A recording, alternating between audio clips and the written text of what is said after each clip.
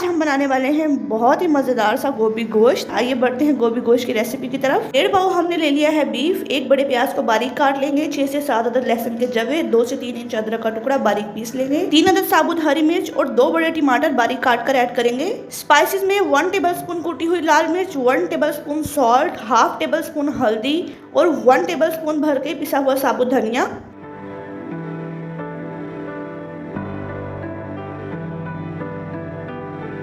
साथ ही 1 गिलास पानी ऐड करेंगे और 1 प्याली ऑयल ऐड करके ढककर गोश्त गलने तक पका लेंगे। तेज आंच पर पानी को उबाल दे लेंगे और जो ही उबाल आ जाएगा आंच को धीमा कर देंगे और ढककर गोश्त गलने तक पका लेंगे। आधे घंटे बाद चेक करेंगे, गोश्त बहुत अच्छे से गल चुका होगा। 1 बड़ा चम्मच गरम मसाला ऐड करेंगे और दरमियानी आंच पर गोश्त को बहुत अच्छे से भून लेंगे।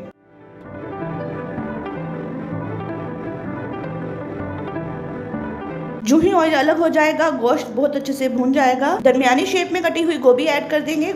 साथ ही हमने 2 अदद आलू भी ऐड किए हैं क्यूब शेप में काटकर। बीफ में हम ऑयल थोड़ा सा ज्यादा ही रखेंगे ताकि गोभी ऐड करके ऑयल बैलेंस हो जाए।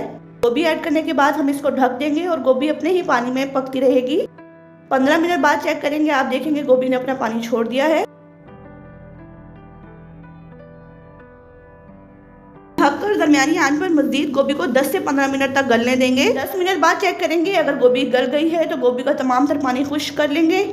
हाफ टी स्पून गरम मसाला ऐड करेंगे और बहुत ही मज़ेदार और बहुत ही उम्दा गोभी गोश्त का सालन है बिल्कुल तैयार। मिलते हैं मेरी नेक्स्ट वीडियो में, तब तक के लिए अपना बहुत सारा ख्याल रखिए, दुआ में याद रखिएगा। अल्लाह हाफिज।